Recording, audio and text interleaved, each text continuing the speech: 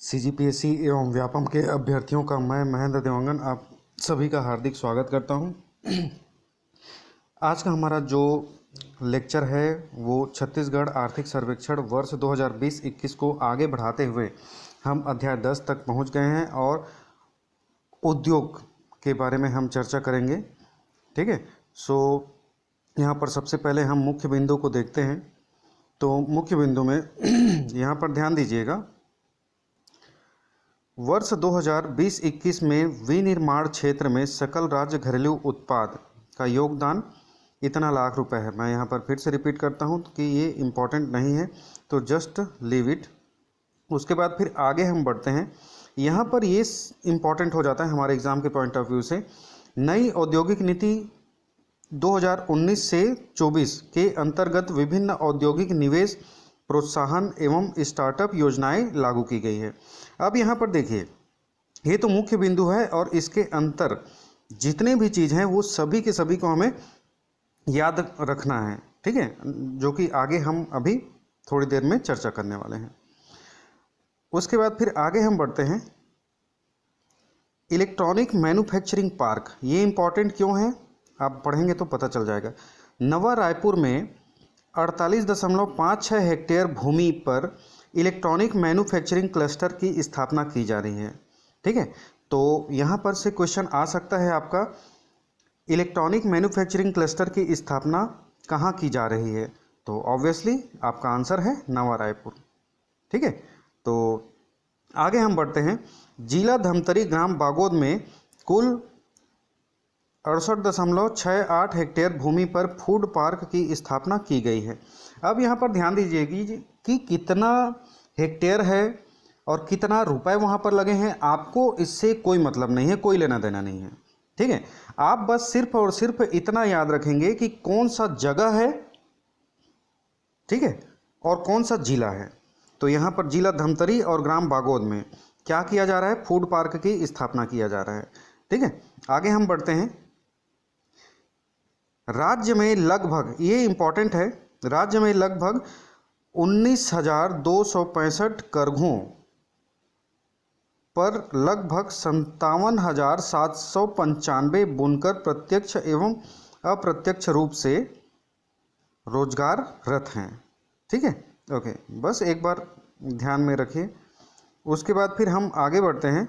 ये आप इसको छोड़ सकते हैं, उसके बाद फिर इसको छोड़ सकते हैं, बट ये थोड़ा थोड़ा ध्यान में देखेंगे। टसर, कोकून, ये जो टसर है, मलबरी कोकून है, तो ये जितने भी हैं ये क्या हैं तो आपको पता होना चाहिए कि ये किस चीज़ से रिलेटेड है। तो ये आपका कोसा के बारे में बात कर रहा है, आपको इसको ध्यान में रखना है, दैट्स इट।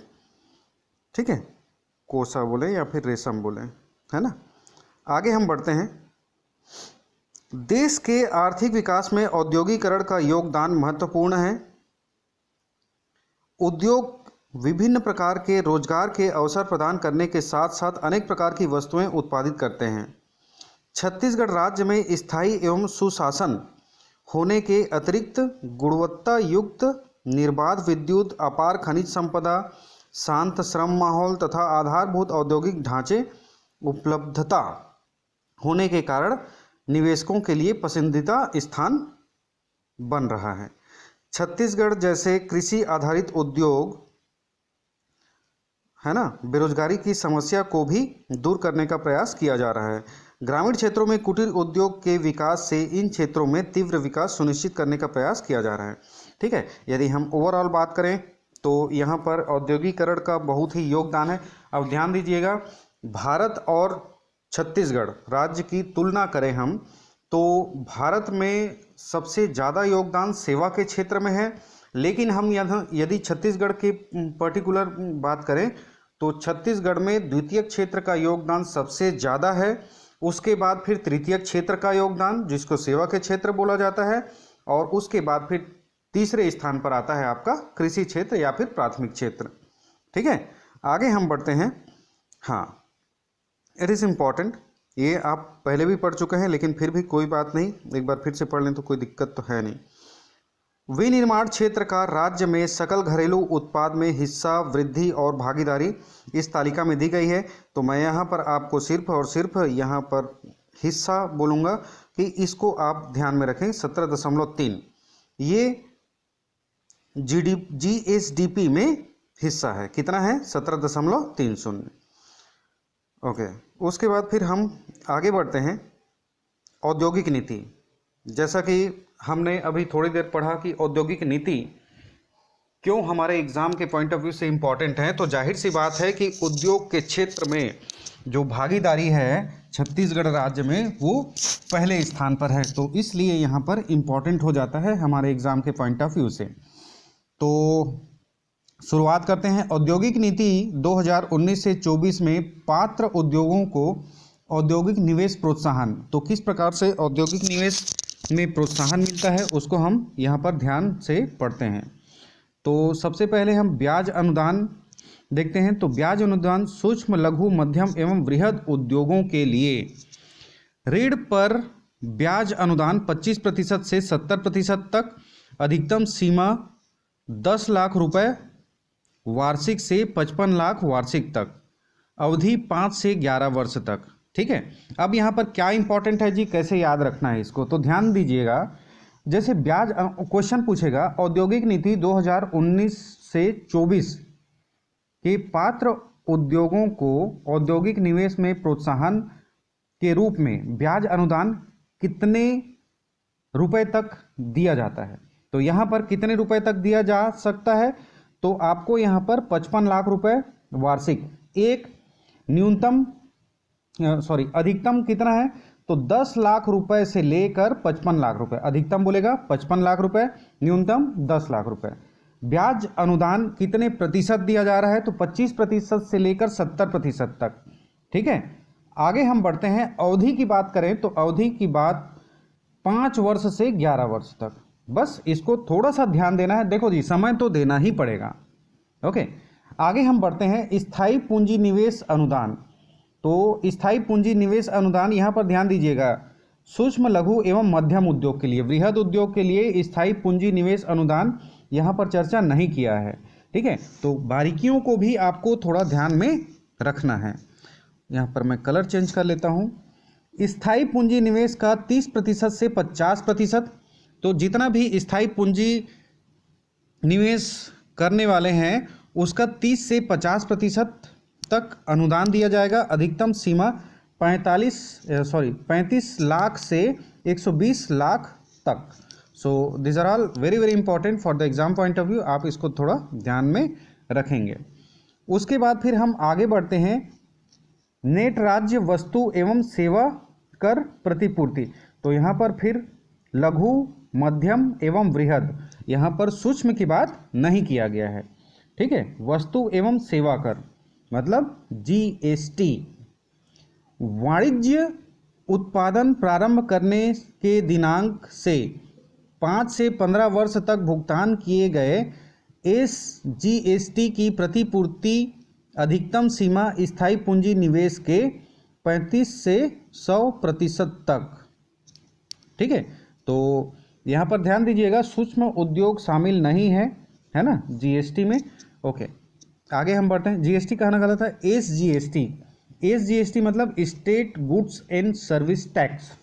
उसके बाद फिर हम आगे बढ़ते हैं। देखिए जी, हम यहाँ पर चर्चा इसलिए कर रहे हैं क्योंकि ये क्वेश्चन प्रीवियस टाइम पूछा जा चुका है ना। ओके, तो वो क्वेश्चन को किस तरीके से पूछेगा उसके लिए हमें तैयार रखना है। विद्युत शुल्क पात्र नवीन विद्यमान उद्योग के विस्तार सबलीकरण हेतु सूक्ष्म लघु मध्यम वृहद mega ultra mega core sector को छोड़कर बाकी में विद्युत शुल्क, कितना विद्युत शुल्क, तो यहाँ पर ध्यान दीजिएगा, वाणिज्य उत्पादन प्रारंभ करने के दिनांक से 4 वर्ष से 10 वर्ष तक पूर्ण छूट। यहाँ पर इंपॉर्टेंट है 4 वर्ष। अब देखो 4 वर्ष इंपॉर्टेंट यहाँ पर नहीं है जाता, 10 वर्ष तक यहाँ पर छूट। ठीक है, अधिकतम को ही हम लेकर चलते हैं। विद्युत शुल्क कोर सेक्टर के पात्र नवीन इकाइयों में 10 वर्ष तक। ठीक है, आगे हम बढ़ते हैं। स्टाम्प शुल्क में छूट, ओके, तो यहाँ पर थोड़ा सा ध्यान दें। स्टाम्प शुल्क में छूट, तो सूक्ष्म लघु मध्यम वृहद मेगा अल्ट्रा ये जितने भी प्रोजेक्ट हैं उसमें स्टाम्प शुल्क में छूट दिया जा रहा है। कैसे छूट दिया जा रहा है उसको ध्यान से देखें। भूमि शेड तथा भवनों के क्रय पट्टे एवं भूमि लीज के विलेखों पर पूर्ण छूट। ओके। दूसरा, ऋण अग्रिम से संबंधित विलेखों के निष्पादन पर 3 वर्ष तक छूट। देखिए जी, एक बार सिर्फ पढ़ते हैं, उसके बाद फिर हम यहाँ पर कोशिश करेंगे कि हमारे को इम्पोर्टेंट क्या है हमारे एग्जाम के पॉइंट ऑफ व्यू से। औद्योगिक क्षेत्र प्रायोजन हेतु आरक्षित भूखंडों, औद्योगिक प्रयोजनों तथा भूमि बैंक हेतु अधिकृत भूमि, क्रय की गई भूमि के प्रभावित भूस्वामी तथा भूस्वामी द्वारा भू अर्जन क्षतिपूर्ति मुआवजा से प्राप्त होने वाली राशि की सीमा तक भू अर्जन क्षतिपूर्ति मुआवजा राशि प्राप्त होने के 2 वर्ष के भीतर कृषि भूमि क्रय करने पर। ठीक है, ओके। इतना कॉम्प्लिकेटेड चीज़ आपको याद रखने का बिल्कुल भी रिक्वायरमेंट नहीं है। बस यहाँ पर आपको ये ध्यान में रखना है कि स्टाम्प शुल्क से छूट किसको किसको दिया गया है। तो सूक्ष्म लघु मध्यम वृहद मेगा प्रोजेक्ट एवं अल्ट्रा प्रोजेक्ट, दैट्स इट। उसके बाद फिर यहाँ पर देख लीजिए, फिल्म उद्योगों के लिए भी logistic hub, warehousing, cold storage के लिए, बंद बीमार एवं औद्योगिक इकाई के क्रय पर। ठीक है, औद्योगिक क्षेत्र प्रायोजन भूमि बैंक हेतु CSIDC द्वारा क्रय या लीज पर। भारत सरकार, ये इंपॉर्टेंट है, भारत सरकार राज्य शासन द्वारा स्वीकृत अनुमोदित निजी क्षेत्र में औद्योगिक क्षेत्र पार्क एवं पट्टे पर। So this are all very very important for the exam point of view. देखिए जी, स्टाम्प शुल्क में छूट, इसके लिए क्या इंपॉर्टेंट है, तो ये सभी इंपॉर्टेंट है। सूक्ष्म लघु मध्यम वृहद मेगा एवं अल्ट्रा मेगा प्रोजेक्ट के लिए स्टाम्प शुल्क से छूट दिया जा रहा है, एक। उसके बाद फिर किस किस प्रकार से छूट दिया जा रहा है, तो देखिए, जितना सरलीकरण होगा, आप लोगों को रोजगार कब देंगे, रोजगार तब देंगे जब आपके पास कंपनियां हो। फाइन, हम यहाँ पर सिर्फ उद्योग के बारे में हम बात करेंगे। तो जितना ज़्यादा से ज़्यादा उद्योग लगेगा उतना ज़्यादा रोजगार पैदा होगा, है ना। उससे हमारी देश की आर्थिक स्थिति मजबूत होती चली जाएगी। ठीक है, तो इसलिए राज्य सरकार ने यह नीति लागू किया है 2019 से 2024 तक। ओके, आगे हम बढ़ते हैं। मंडी शुल्क में छूट। मंडी शुल्क में छूट सूक्ष्म लघु मध्यम वृहद श्रेणी के कृषि, यहाँ पर रिपीट करना, कृषि एवं खाद्य उत्पादों के प्रसंस्करण उद्योग के लिए। सर्वप्रथम कच्चा माल प्राप्त करने के दिनांक 5 वर्ष तक पूर्ण छूट। देखो जी, मंडी शुल्क में छूट 5 वर्ष तक, बस। अब यहाँ पर अधिकतम राशि, यहाँ पर कितना परसेंटेज है, it is not important at all, so आप इसको पूरा का पूरा छोड़ दीजिए। उसके बाद फिर परियोजना प्रतिवेदन अनुदान, स्थायी पूंजी निवेश का 1% अधिकतम सीमा शुल्क, इसको आप पूरा का पूरा छोड़ दीजिए, नो इशू। भू उपयोग में परिवर्तन शुल्क में छूट, अधिकतम 5 एकड़ भूमि के लिए भू निर्धारण कर में 50% तक की छूट। ठीक है, उसके बाद फिर हम आगे बढ़ते हैं। अनुसूचित जाति अनुसूचित जनजाति के औद्योगिक क्षेत्रों में भू आवंटन पर प्रीमियम में छूट। ओके, तो यहाँ पर देखिए, औद्योगिक क्षेत्रों की स्थापना हेतु 100% छूट। अब 100% छूट किसको दिया जा रहा है, तो यहाँ पर ध्यान दीजिएगा, अनुसूचित जनजाति और अनुसूचित जाति के औद्योगिक क्षेत्रों में, है ना, 100% छूट। भू प्रब्याजी में 100% छूट। ठीक है, उसके बाद फिर आगे हम बढ़ते हैं। औद्योगिक क्षेत्र से विकसित एवं विकासशील क्षेत्रों में, औद्योगिक क्षेत्रों में 25% तक एवं औद्योगिक दृष्टि से पिछड़े एवं अति पिछड़े क्षेत्रों में औद्योगिक क्षेत्र में 50% तक भूखंडों का आरक्षण है। ठीक है, तो इसको थोड़ा सा ध्यान में रखेंगे, दैट्स इट। उसके बाद फिर आगे हम बढ़ते हैं। गुणवत्ता प्रमाणीकरण अनुदान, जितना भी गुणवत्ता प्रमाणीकरण के लिए पैसे खर्चे होंगे उसका 50% अनुदान होगा। ठीक है, मतलब जितने भी खर्चे होंगे उसका आधा, अधिकतम 5 लाख रुपए प्रत्येक प्रमाणीकरण हेतु। ओके, आगे हम बढ़ते हैं। तकनीकी पेटेंट अनुदान, यहाँ पर भी आपका व्यय का 50% अधिकतम 10 लाख रुपए। प्रौद्योगिकी क्रय अनुदान, व्यय पर किए गए भुगतान का 50% अधिकतम 10 लाख रुपए। ठीक है, सो बाकी चीज़ें हैं आप उसको छोड़ सकते हैं, नो इशू। यहाँ पर इंपॉर्टेंट है आपका ये क्वेश्चन आपका पूछा गया था जी। औद्योगिक पुरस्कार योजना, प्रथम द्वितीय तृतीय पुरस्कार हेतु क्रमशः 1.51 लाख, 1,51,000 एवं प्रशस्तिपत्र। अब यहाँ पर इंपॉर्टेंट क्या है, कितनी श्रेणियों में दिया जाता है औद्योगिक पुरस्कार योजना, ये क्वेश्चन पूछा गया था, है ना। तो उस समय क्या था, 4 श्रेणियों में आंसर था। अब यहाँ पर देखिए 5 श्रेणियों में हो गया है। सूक्ष्म लघु उद्योगों के समग्र मूल्यांकन, अनुसूचित जाति अनुसूचित जनजाति द्वारा स्थापित सूक्ष्म एवं लघु उद्योग, निर्यातक सूक्ष्म एवं लघु उद्योग, उद्यमी महिला द्वारा स्थापित उद्योग, स्टार्टअप इकाइयाँ। ठीक है, तो यहाँ पर कितने श्रेणी, 5 श्रेणी।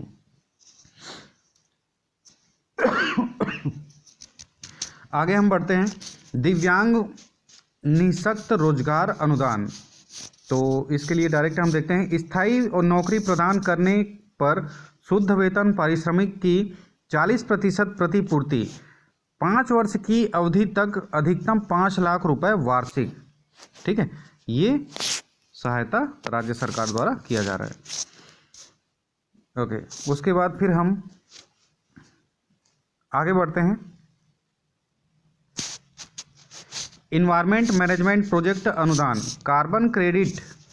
अब ये इम्पोर्टेंट क्यों है, क्योंकि अभी देखिए अभी ग्लासगो में आपका COP26 हुआ था। So this are all very very important for the exam point of view, है ना।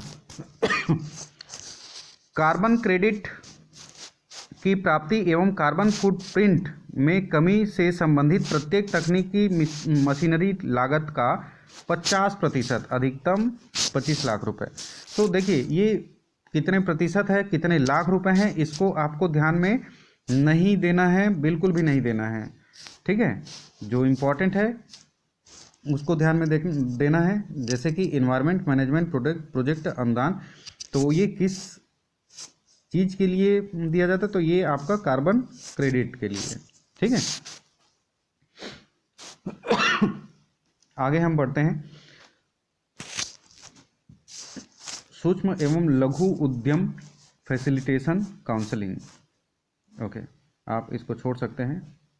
यहाँ पर इंपॉर्टेंट ये हो जाता है मुख्यमंत्री युवा स्वरोजगार योजना, इसको हम देखते हैं बड़े आराम से। युवा वर्ग को आर्थिक दृष्टि से स्वावलंबी, आत्मनिर्भरता, कार्य क्षमता का पूर्ण उपयोग एवं योग्यता के अनुरूप स्वयं का रोजगार, उद्यम सेवा व्यवसाय प्रारंभ करने हेतु बैंकों से ऋण प्राप्त होने संबंधी समस्याओं के दीर्घकालीन निराकरण हेतु मुख्यमंत्री युवा स्वरोजगार योजना प्रारंभ की गई है। ओके, अब ध्यान दीजिएगा, जाहिर सी बात है हमारा जो देश है वो 65% युवा वाला देश है। ठीक है, अब युवा को संतुष्टि तब मिलेगा जब उनकी कौशल के हिसाब से उनको रोजगार प्रदान किया जाए।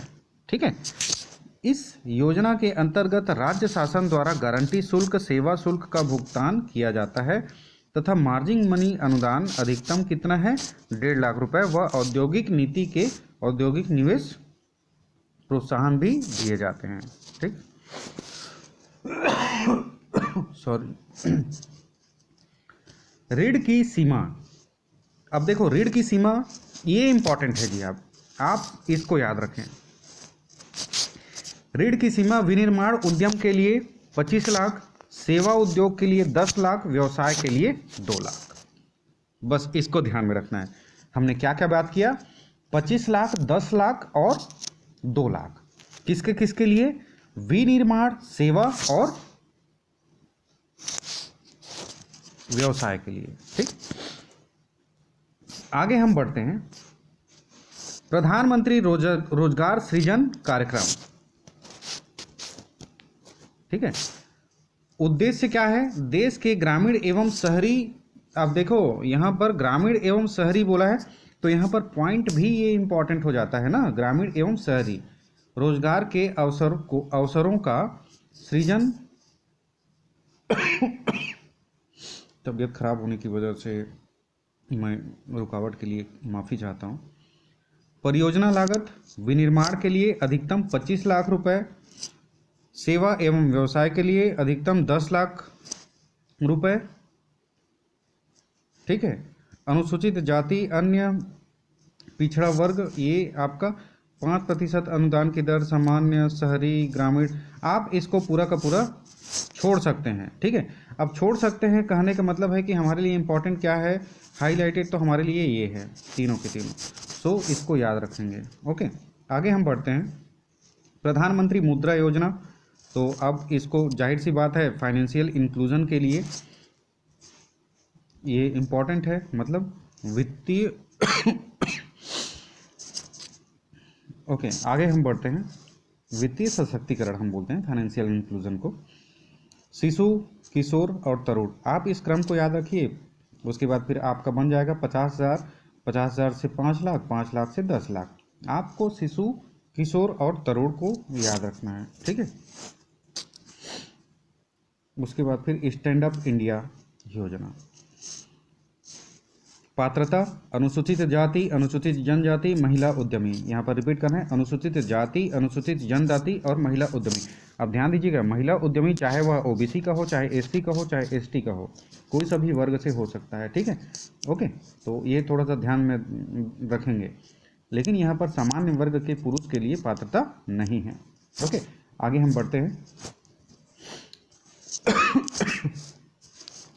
लक्ष्य, प्रत्येक बैंक शाखा हेतु न्यूनतम अनुसूचित जाति, अनुसूचित जनजाति का एक हितग्राही एवं एक महिला उद्यमी, ठीक।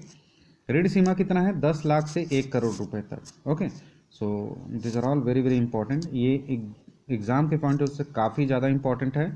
कितने रुपए तक, 1 करोड़ रुपए तक। आगे हम बढ़ते हैं। छत्तीसगढ़ राज्य विशेष आर्थिक प्रक्षेत्र नीति। छत्तीसगढ़ उन राज्यों में सम्मिलित हुआ जिनका पृथक से SEZ पॉलिसी है। अब SEZ क्या है भाई साहब, स्पेशल इकोनॉमी जोन, जिसको हम लोग विशेष आर्थिक क्षेत्र के नाम से भी जानते हैं, ठीक है। आगे हम बढ़ते हैं। राज्य में निर्यात उत्पादन को बढ़ावा मिलेगा, है ना। नए SEZ जैसे राजनांदगांव में सोलर पैनल आंशिक परियोजना प्रारंभ हो गई है ना, पूर्ण रूप से नहीं हुई है। आगे हम बढ़ते हैं। Chhattisgarh logistic park policy. राज्य में लॉजिस्टिक सुविधाओं के लाभ हेतु लॉजिस्टिक पॉलिसी 2018 जारी की गई है। ये इंपॉर्टेंट है, लॉजिस्टिक पॉलिसी 2018 से जारी की गई है, जिसकी कार्य अवधि 5 वर्ष होगी।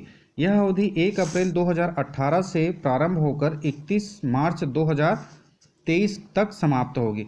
अब यहाँ पर डायरेक्ट क्वेश्चन यहाँ से पूछा जा सकता है कि लॉजिस्टिक पार्क पॉलिसी कब से कब तक जारी रहेगा। तो 1 अप्रैल 2018 से 31 मार्च 2023 तक। अब देखो, इसको याद करना काफ़ी इम्पोर्टेंट है। 2018 से 2023 आप याद कर लीजिए, ये हमारे एग्जाम के पॉइंट ऑफ व्यू से इम्पोर्टेंट है।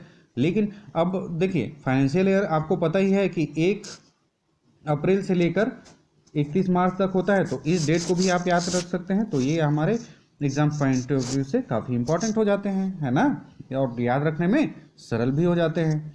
उसके बाद फिर हम बात करते हैं, जिसमें लॉजिस्टिक सुविधाओं हेतु एक आकर्षक पैकेज व राज्य के प्रत्येक जिले में एक लॉजिस्टिक पार्क स्थापित करने की योजना है। यहाँ पर सबसे ज़्यादा इम्पोर्टेंट चीज़ ये हो जाता है आपका, है ना। उसके बाद फिर आगे बढ़ते हैं। लॉजिस्टिक सेवाओं का विस्तार करना है व इस नीति के तहत लॉजिस्टिक पार्क को उद्योग का दर्जा दिया गया है। लॉजिस्टिक पार्क की स्थापना हेतु EOI दिए जाने का विज्ञापन दिया जा चुका है, ठीक है। ओके, ये सब चीज़ को छोड़ दीजिए, ये सब को छोड़ दीजिए। उद्देश्य क्या है, तो उद्देश्य राज्य को लॉजिस्टिक सेवा के क्षेत्र में विकसित करना एवं राज्य की भंडारण क्षमता में वृद्धि करना। सही बात, उसके बाद लॉजिस्टिक अधोसंरचना का आधुनिकीकरण एवं मशीनीकृत प्रक्रिया का उपयोग, मतलब आप यहाँ पर टेक्नोलॉजी से इसको रिलेट कर सकते हैं, है ना। रोजगार के नए अवसरों का सृजन होगा, निजी निवेश को प्रोत्साहन मिलेगा, देश के प्रतिष्ठित व्यावसायिक समूहों को राज्य में निवेश हेतु आकर्षित।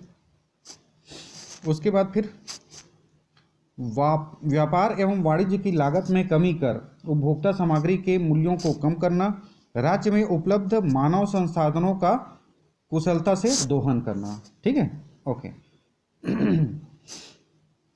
तो आइए हम देखते हैं लॉजिस्टिक पार्क को दी जाने वाली जो अनुदान है अब ये हमारे लिए क्यों इंपॉर्टेंट हो जाते हैं भाई।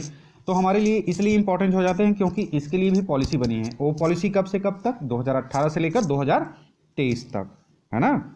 ठीक है, तो ये सभी चीज़ों को आप ध्यान में रखिए। लॉजिस्टिक पार्क को दी जाने वाली अनुदान, छूटें व रियायतें। तो देखिए, स्थायी पूंजी निवेश अनुदान, तो स्थायी पूंजी निवेश अनुदान में कितने प्रतिशत या अधिकतम रुपए कितने, तो यहाँ पर ध्यान दीजिएगा 12.50 करोड़, मतलब 12.5 करोड़, और कितने प्रतिशत, 35 से 40%। तो आप इसको ध्यान में रखेंगे, ठीक है। और ये किसके लिए, तो 20 से 40 एकड़ इंटीग्रेटेड लॉजिस्टिक पार्क के लिए। 40 एकड़ से अधिक है तो उसके लिए 35%, और 35% से 40% ये सेम रहेगा आपका, और यहाँ पर आपका 15 करोड़ रुपए हो जाएगा। ठीक है, ये आपका 10 करोड़ से 12.5 करोड़ 20 से 40 एकड़ वाले के लिए, और 40 एकड़ से अधिक के लिए कितना, 12.5 करोड़ से 15 करोड़, है ना। और वहाँ पर जो अनुदान है वो आपका 35 से 40% यहाँ पर अनुदान मिलेगा। ब्याज अनुदान के बारे में बात करें तो ब्याज अनुदान 6 से 7 वर्ष तक कुल भुगतान किए गए ब्याज का 50 से 60%, अधिकतम सीमा 60 लाख से 100 लाख वार्षिक। ठीक है, तो इसके लिए ब्याज अनुदान मिलेगा। विद्युत शुल्क में तो 8 से 10 वर्ष तक पूर्ण छूट, तो ये ध्यान में रखेंगे। भू प्रीमियम में छूट या रियायत तो 20 से 25% तक यहाँ पर आपको छूट मिलेगा। उसके बाद फिर स्टाम्प शुल्क से छूट, तो स्टाम्प शुल्क से पूर्ण छूट निम्नांकित प्रकरणों में दिया जाएगा। पूर्ण छूट किसमें है, लॉजिस्टिक पार्क की स्थापना हेतु परियोजना प्रतिवेदन में दी गई अधिकतम भूमि की मात्रा या फिर लीज के प्रकरणों में न्यूनतम 30 वर्ष की लीज पर, यदि 30 वर्ष की लीज पर वो लेता है तो फिर उसको छूट दिया जाएगा, है ना, अदरवाइज नहीं। ऋण अग्रिम से संबंधित विलेखों के निष्पादन पर बैंक वित्तीय संस्थाओं द्वारा ऋण स्वीकृति के दिनांक से 3 वर्ष तक, यहाँ पर इंपॉर्टेंट हो जाता है आपका कितने वर्ष तक, 3 वर्ष तक। उसके बाद फिर गुणवत्ता प्रमाणीकरण अनुदान, तो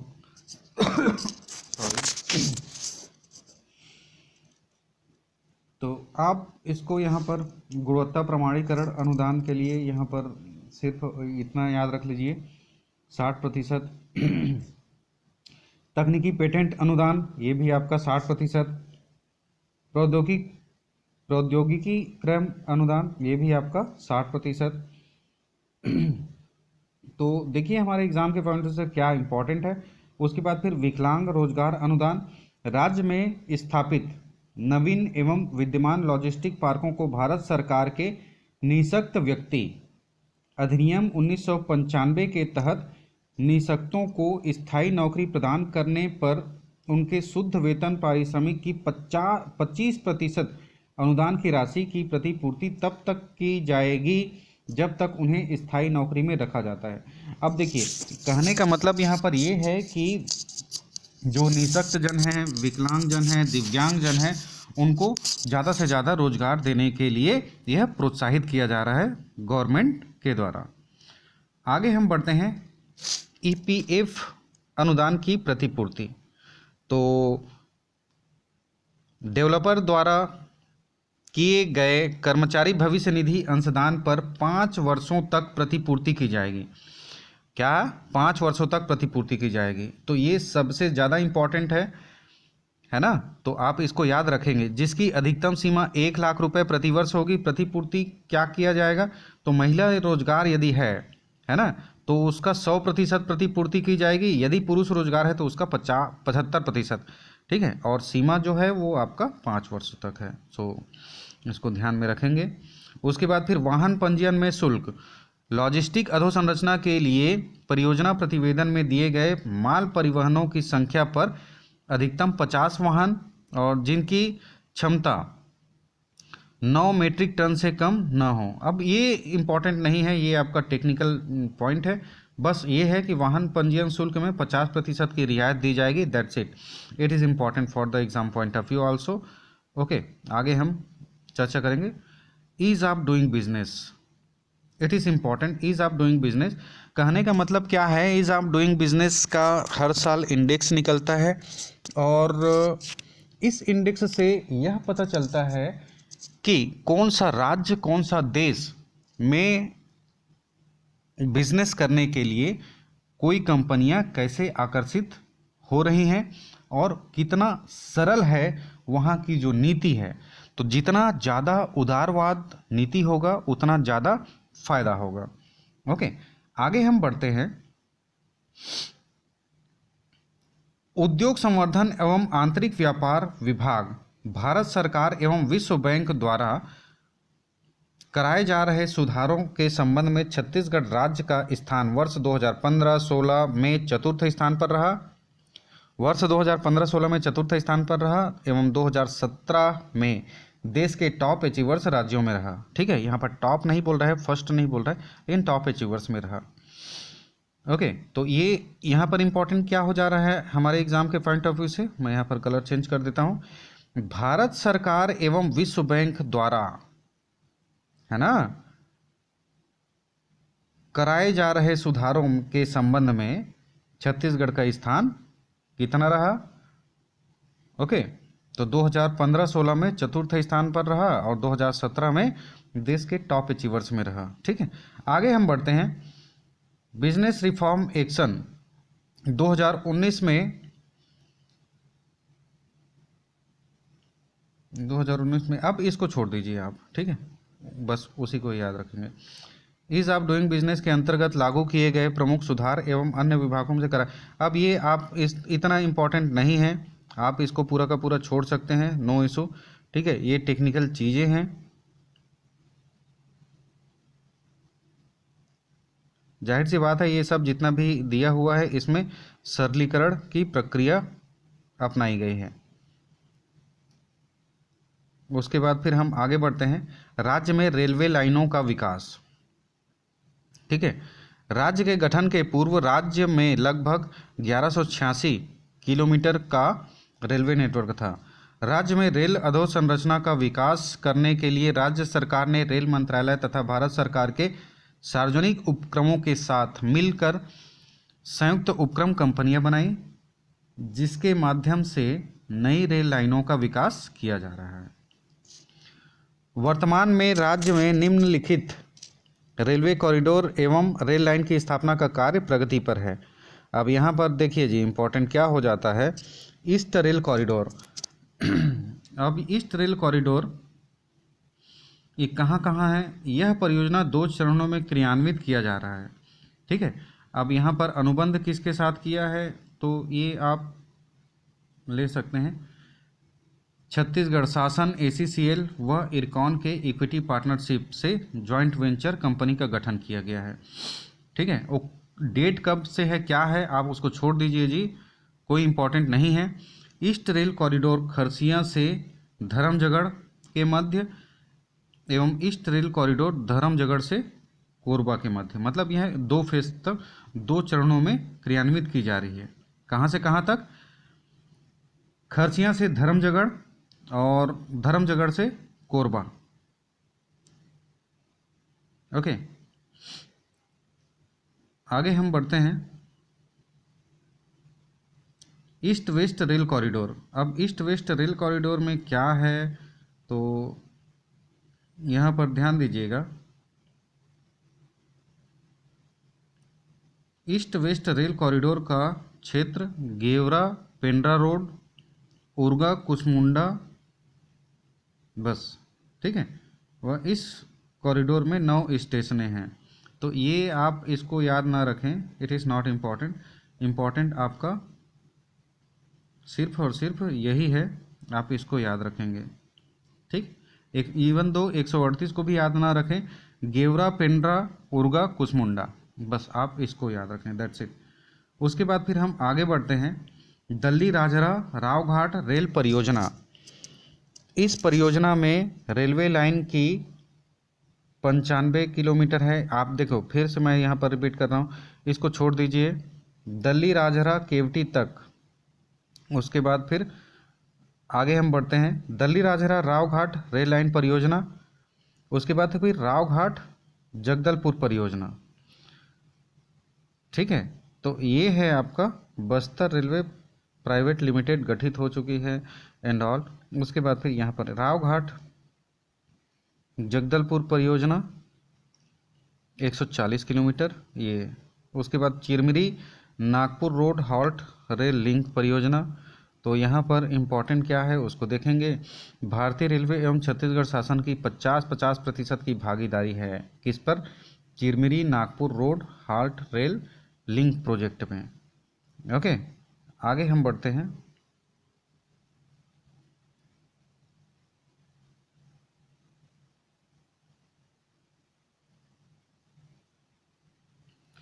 राज्य में रेलवे नेटवर्क के विकास हेतु दिनांक 9 फरवरी 2016 को छत्तीसगढ़ शासन व भारत सरकार रेल मंत्रालय के मध्य एक एमओयू निष्पादित हुआ, है ना।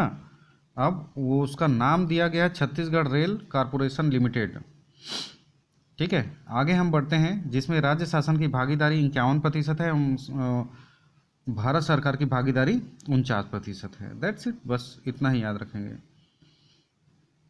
उसके बाद फिर आगे हम बढ़ते हैं, यहाँ पर इंपॉर्टेंट हो जाता है, संयुक्त उपक्रम कंपनी द्वारा प्रथम चरण में निम्नांकित 4 रेलवे प्रोजेक्ट की स्थापना हेतु अध्ययन किया गया, ठीक है। अब ये कौन सा 4 प्रोजेक्ट है, ये इंपॉर्टेंट है हमारे एग्जाम के पॉइंट ऑफ व्यू से। डोंगरगढ़ खैरागढ़ कवर्धा, ठीक, डोंगरगढ़ खैरागढ़ कवर्धा। अब ये देखिए, ये हमारा क्या है, जो वेस्ट वाला पार्ट है, तो डोंगरगढ़ खैरागढ़ कवर्धा ये आपको याद रखना है, बाकी चीज़ें आप पूरा का पूरा छोड़ सकते हैं, ठीक। उसके बाद फिर खरसियाँ बलौदा बाजार नया रायपुर, परमाल कसा, बस ये याद रखना है आपको। खरसियाँ बलौदा बाजार रायपुर परमाल कसा। परमाल कसा कहाँ पर है, आपका दुर्ग है ना। खरसियाँ ये आपका रायगढ़ क्षेत्र में आ जाता है। उसके बाद फिर हम आगे बढ़ते हैं, अंबिकापुर बरवाडीह। उसके बाद फिर ये कटघोरा से सूरजपुर के बीच, परसा से मतीन तक, ठीक है। तो यहाँ पर इम्पोर्टेंट क्या है, तो यहाँ पर इम्पोर्टेंट ये तो ओके, यहाँ पर इम्पोर्टेंट ये तो चारों हैं जी, पहली बात। उसके बाद फिर संयुक्त उपक्रम कंपनी द्वारा प्रथम चरण में निम्नांकित 4 रेलवे परियोजनाओं की स्थापना का अध्ययन किया गया है, जहां पर ये आगे चल के कार्यान्वित होंगे।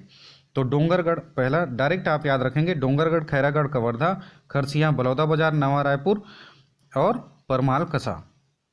उसके बाद फिर अंबिकापुर और एक है आपका कटघोरा से सूरजपुर के बीच, परसा से मतीन तक। उसके बाद फिर हम आगे बढ़ते हैं, उद्योग विभाग के अंतर्गत स्थापित निगम या board. Chhattisgarh state industrial development corporation limited. Chhattisgarh शासन वाणिज्य एवं उद्योग विभाग के अंतर्गत एक ही नियम Chhattisgarh state industrial development corporation limited गठित की गई है ना। बस उसके बाद फिर हम आगे बढ़ते हैं,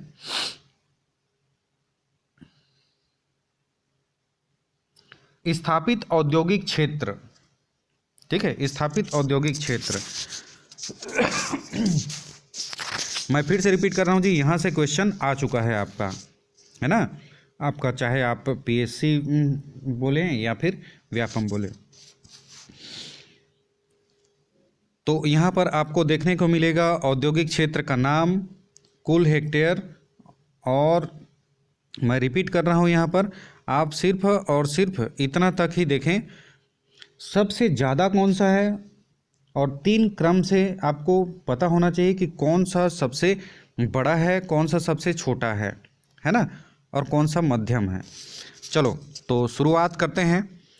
औद्योगिक क्षेत्र उरला, ये कितना हेक्टेयर है? औद्योगिक क्षेत्र, पहले तो सबसे पहले औद्योगिक क्षेत्र उरला ये कहाँ पर है आपको पता होना चाहिए। रायपुर है, सिलतरा है, रायपुर है, सिरगिट्टी है, बिलासपुर है, बुरई है, दुर्ग है, सिलपहरी है, अगेन बिलासपुर है ना। तो आपको कम से कम ये स्थान पता होना चाहिए कि कौन सा औद्योगिक क्षेत्र कहाँ पर है, नंबर 1। दूसरा होना चाहिए कि ये सबसे बड़ा है कि सबसे छोटा है एंड ऑल। अब यहाँ पर ध्यान से देखने पर आपको आराम से पता चल जाएगा कि औद्योगिक क्षेत्र सिलतरा 1184 हेक्टेयर है ना, 1184.40 हेक्टेयर। अब देखिए मैं दशमलव वगैरह को मैं नहीं लगाऊंगा यहाँ पर, एग्जैक्ट कभी नहीं पूछेगा है ना। आपको यहाँ पर सही जोड़ी लगाने के लिए भी आए तो आपको पता होना चाहिए कि उसका क्रम कैसा है।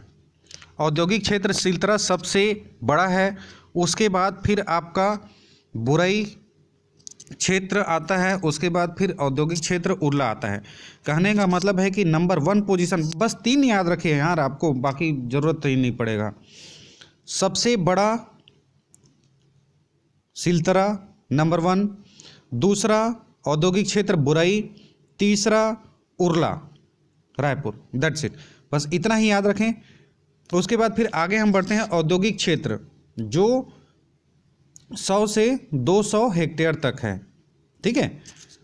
वो 200 हेक्टेयर से अधिक का था, अब 200 हेक्टेयर तक।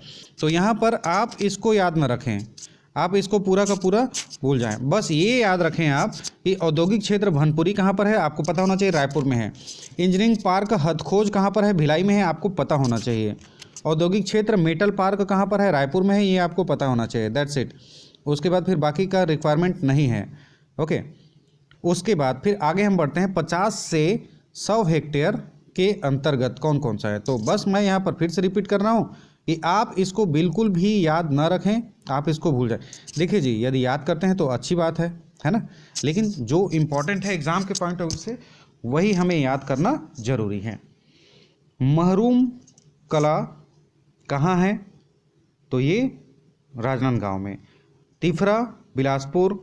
एकीकृत अधोसंरचना विकास केंद्र बिरकोनी, डायरेक्ट क्वेश्चन पूछा गया था कि बिरकोनी एकीकृत अधोसंरचना विकास केंद्र कहाँ है, तो ये आपका महासमुंद। एकीकृत अधोसंरचना विकास केंद्र नयनपुर गिरिवरगंज, ये कहाँ पर है, तो ये यहाँ पर दिया नहीं है, लेकिन आप ध्यान दीजिएगा सरगुजा जिला में है, ठीक है, ओके।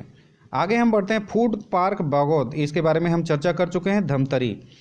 एकीकृत अधोसंरचना लखनपुरी, ये कहाँ पर है, तो ये कांकेर पे है।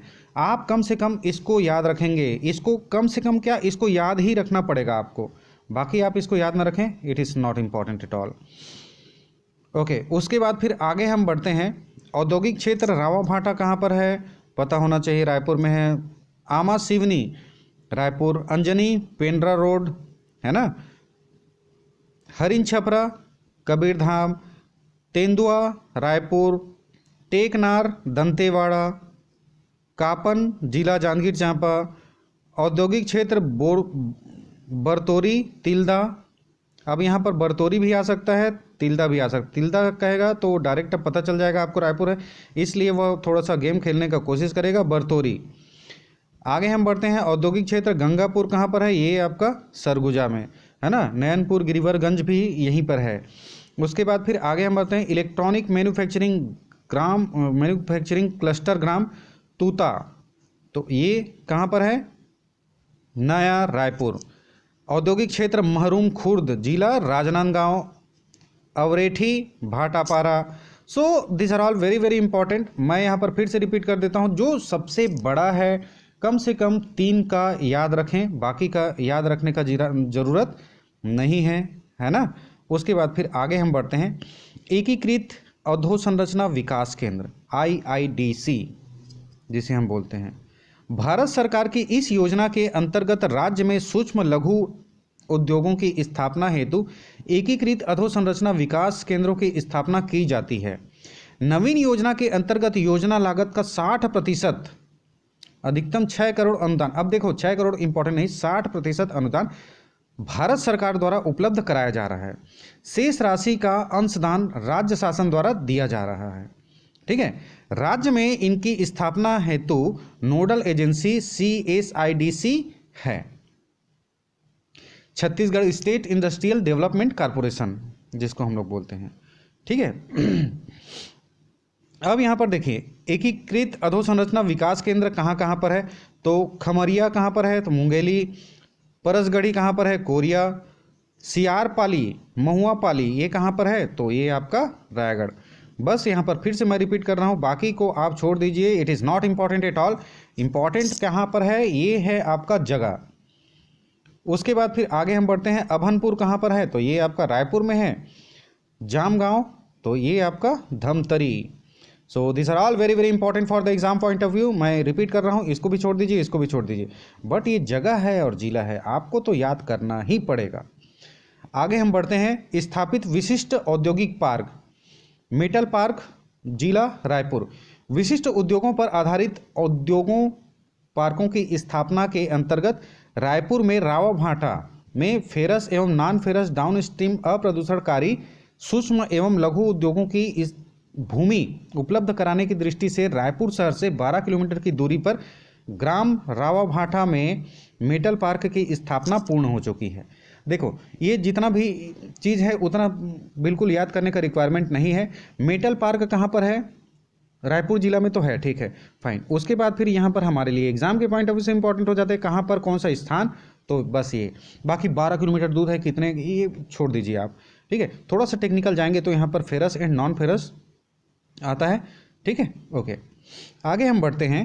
इंजीनियरिंग पार्क कहाँ पर है, तो इंजीनियरिंग पार्क दुर्ग में है ना। ओके दैट्स इट, बस इसको याद रखने का रिक्वायरमेंट है, बाकी आप छोड़ सकते हैं। यहाँ पर इंपॉर्टेंट हो जाता है ये गांव, ग्राम कहाँ पर है, हथखोज। डायरेक्ट क्वेश्चन पूछा जा सकता है कि हथखोज कहाँ पर है, तो आप बताएंगे जिला दुर्ग। हथखोज क्यों प्रसिद्ध है, तो बताएंगे इंजीनियरिंग पार्क है वहाँ पर, है ना। आगे हम बढ़ते हैं, इलेक्ट्रॉनिक मैन्युफैक्चरिंग क्लस्टर जिला Raipur. So this are all very very important. Raipur में है कौन, electronic manufacturing cluster. Food park जिला धमतरी, यहाँ पर इंपॉर्टेंट है, ग्राम कौन सा है, तो बागौद। ठीक है, तो ये कितना हेक्टेयर का है, क्या हेक्टेयर का, आप इसको पूरी तरह से छोड़ दीजिए। नवीन फूड पार्क की स्थापना, इट इज इंपॉर्टेंट, स्थापनाधीन प्रस्तावित विशिष्ट औद्योगिक पार्क। प्रदेश में 200 फूड पार्क की स्थापना प्रस्तावित है, जिसमें से 146 विकास खंडों में 103 विकास खंडों में भूमि चिन्हित की जा चुकी है। अब देखिए हमारे एग्जाम के पॉइंट ऑफ व्यू से, पीएससी के पॉइंट ऑफ व्यू से, व्यापम के पॉइंट ऑफ व्यू से क्यों इंपॉर्टेंट है। 200 फूड पार्क की स्थापना करना प्रस्तावित है, 146 विकास खंड में से 103 विकास खंडों में भूमि चिन्हित की जा चुकी है। 3 जिला सुकमा, बस्तर, उत्तर बस्तर, कांकेर, 3 जिलों सुकमा, बस्तर, उत्तर बस्तर, कांकेर में फूड पार्क की स्थापना की कार्यवाही प्रारंभ की जा चुकी है। आगे हम बढ़ते हैं, जेम्स एंड ज्वेलरी पार्क जिला रायपुर। रायपुर में 10 एकड़ भूमि पर जेम्स एंड ज्वेलरी पार्क प्रस्तावित किया गया है। उक्त परियोजना की लागत कितनी है, देखो it is not important, James and jewellery park की स्थापना कहाँ पर की गई है, ये इंपॉर्टेंट है हमारे एग्जाम के पॉइंट ऑफ व्यू से। तो कितना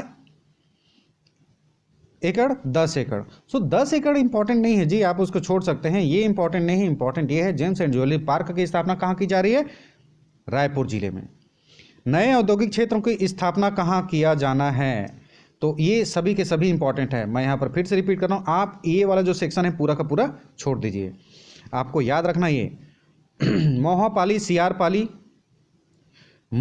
खमरिया, औद्योगिक क्षेत्र का नाम, खमरिया जिले का नाम, Silpahari, Bilaspur, Kalcha, Jagdalpur, Khaira, Bemetara, Parasgarhi, Koriya, Baradwar, Janjgir Champa. So these are all very very important for the exam point of view, so just cram it। यहाँ से क्वेश्चन डेफिनेटली आएगा ही।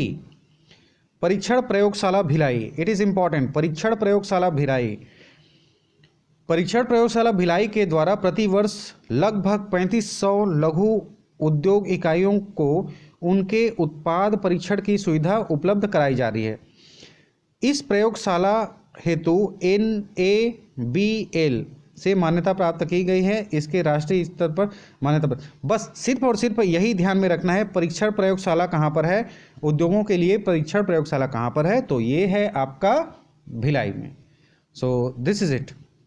उसके बाद फिर आगे हम बढ़ते हैं, लघु उद्योगों को विपणन सुविधा। लघु उद्योगों को विपणन सुविधा, राज्य के लघु उद्योगों के विकास एवं प्रोत्साहन हेतु राज्य में लागू छत्तीसगढ़ शासन भंडार क्रय नियम, छत्तीसगढ़ शासन भंडार क्रय नियम 2002 में संशोधन किए गए हैं, जिसके फलस्वरूप समस्त शासकीय विभागों के अतिरिक्त छत्तीसगढ़ राज्य विद्युत मंडल, प्रदेश के समस्त सार्वजनिक उपक्रम मंडल, जिला पंचायत, नगरीय निकाय भी भंडार क्रम नियमों की परिधि में रहेंगे, मतलब वो भी उनके क्षेत्र में आएंगे। राज्य के लघु उद्योग इकाइयों के प्रोत्साहन के दृष्टिकोण से भंडार क्रय नियम के प्रावधान के अनुसार दर निर्धारण के समय मध्यम, वृहद एवं राज्य के बाहर इकाइयों की तुलना में छत्तीसगढ़ राज्य में स्थित लघु उद्योग इकाइयों को 10% की मूल्य अधिमान्यता का लाभ दिया जाए। देखिए जी, इतना ज़्यादा कष्ट झेलने का ज़रूरत नहीं है बिल्कुल। छत्तीसगढ़ में लघु उद्योगों को विपणन की सुविधा दी जा रही है, ठीक है, यहाँ पर ये इंपॉर्टेंट है। और उसके बाद फिर छत्तीसगढ़ शासन भंडार अधिनियम 2002, बस इसको ध्यान में रखेंगे, बाकी को छोड़ दें। उसके बाद फिर यहाँ पर ये है आपका कौशल उन्नयन गतिविधियाँ। तो कौशल उन्नयन गतिविधियाँ, April training and design centre, ये कहाँ कहाँ स्थापित है, तो ध्यान दीजिएगा, रायपुर है, भिलाई है, राजनांदगांव, बस 3 जिले में स्थापित हैं। April training and design centre कहाँ कहाँ स्थापित है, रायपुर, भिलाई, राजनांदगांव, ठीक है, ओके। आगे हम बढ़ते हैं, बस्तर संभाग में युवाओं को कौशल विकास प्रशिक्षण। बस्तर संभाग के जिला सुकमा में April training and design centre स्थापित किया गया है। इस प्रशिक्षण में 240 युवाओं को प्रशिक्षण की सुविधा, प्रशिक्षण में वस्त्र उद्योग से संबंधित ये production, apparel pattern making, quality control, so this are all very very important, so आप इसको याद रखें।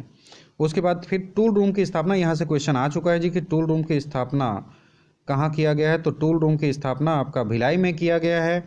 It is important, it is very very important, है ना। अब ये कितना करोड़, कितना एकड़, it is not important. Central institute of plastic and engineering technology CPET, ये कहाँ पर स्थापित किया गया है तो this are all very very important, है ना। प्लास्टिक उद्योग में युवाओं को प्रशिक्षण देने हेतु CPET की स्थापना किया गया है। यहाँ दीर्घकालीन एवं डिप्लोमा तथा PG डिप्लोमा कोर्स संचालित है। So this are all very very important for the exam point of view, है ना। उसके बाद फिर आगे हम बढ़ते हैं, स्थापित औद्योगिक क्षेत्रों में अधोसंरचना विकास एवं उन्नयन। भारत सरकार वाणिज्य एवं उद्योग मंत्रालय उद्योग नीति एवं संवर्धन विभाग की संशोधित औद्योगिक अधोसंरचना उन्नयन योजना परियोजना में क्रियान्वयन किया गया है। सो इसको छोड़ दीजिए आप, it is not important at all. Bio ethanol की स्थापना, तो ये आपका एक बार इम्पॉर्टेंट हो सकता है एग्जाम के पॉइंट ऑफ व्यू से। उसके बाद फिर यहाँ पर इम्पॉर्टेंट है फर्नीचर एवं सीट मेटल उद्योगों का संचालन। तो फर्नीचर अभनपुर कहाँ है ना, अभनपुर कहाँ पर है आपको पता है, अभी हम हाल ही में हम पढ़े हैं। कृषि उपकरण कारखाना कहाँ पर है, यहाँ पर है आपका भिलाई में है। तो डायरेक्ट क्वेश्चन यहाँ से आ सकता है, आपको इसको बिल्कुल भी ध्यान में नहीं रखना है कि ये इम्पॉर्टेंट है और इसको याद करना है। इम्पॉर्टेंट आपका स्थान हो जाता है और जिला हो जाता है। ऑनलाइन सुविधा है यहाँ पर, तो बहुत सारी सुविधाएं आप इसको छोड़ सकते हैं, ओके। इट इज़ इम्पॉर्टेंट अन्य अधोसंरचना, तो सिलतरा शॉपिंग कॉम्प्लेक्स कहाँ पर है आपको पता होना चाहिए, रायपुर में है ना। तिफरा कहाँ पर है, बिलासपुर में है। बिरकोनी कहाँ पर है, महासमुंद में है। डगनिया कहाँ पर है, तो ये है आपका रायपुर में है। है ना। उद्योग भवन कहाँ पर है, तो ये भी आपका रायपुर में है। व्यावसायिक परिसर औद्योगिक क्षेत्र हरिन छपरा कहाँ पर है, कबीरधाम। ये सब के बारे में हम चर्चा कर चुके हैं। So this are all very very important. उसके बाद फिर हम आगे बढ़ते हैं। डॉक्टर श्यामा प्रसाद मुखर्जी उद्योग एवं व्यापार परिसर, नई राजधानी रायपुर। छत्तीसगढ़ राज्य निर्माण के उपरांत में एक दशक की अवधि में व्यापार एवं उद्योग की दिशा में तीव्र गति से वृद्धि हुआ। अब देखिए, हम इस सब के बारे में इसलिए हमें इम्पॉर्टेंट हो जाता है हमारे एग्ज़ाम के पॉइंट ऑफ व्यू से, क्योंकि इस क्षेत्र का सर्वाधिक योगदान है हमारे छत्तीसगढ़ के GSDP में, ग्रॉस स्टेट डोमेस्टिक प्रोडक्ट में, है ना। यहाँ पर देखिए, तूता, ग्राम तूता में छत्तीसगढ़ ट्रेड सेंटर की स्थापना की जा रही है। So this are all very very important. Okay, उसके बाद फिर बाकी का रिक्वायरमेंट नहीं है, आप इसको छोड़ सकते हैं, करेक्ट। सो अखिल भारत एवं छत्तीसगढ़ राज्य की तुलना यहाँ पर देख लेते हैं।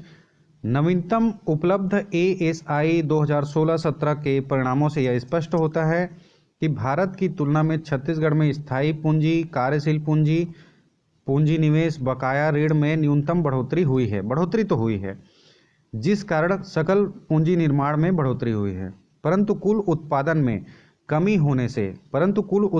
कमी होने से सकल वैल्यू एडेड में छत्तीसगढ़ का अंश कम हुआ है। तथापि पूंजी निर्माण में बढ़ोतरी भविष्य में लाभदायक प्रतीत होती है। ठीक है, तो स्थायी पूंजी, कार्यशील पूंजी, पूंजी निवेश एवं बकाया ऋण, ये सभी में बढ़ोतरी हुई है। लेकिन यहाँ पर क्या बोला है, कुल उत्पादन में कमी हुई है। अब कमी होने का कारण आप जानते हैं, पेंडेमिक सिचुएशन है। ओके, तो बाकी आपको ये सभी चीज़ें याद नहीं रखना है, आप उसको छोड़ सकते हैं, है ना। उसके बाद फिर आगे हम बढ़ते हैं ग्राम उद्योग। तो ये हमारा जो नेक्स्ट लेक्चर होगा उसमें हम पढ़ेंगे ग्राम उद्योग रेशम प्रभाग में। तब तक के लिए पढ़ते रहिए, हंसते रहिए, मुस्कुराते रहिए। Thank you.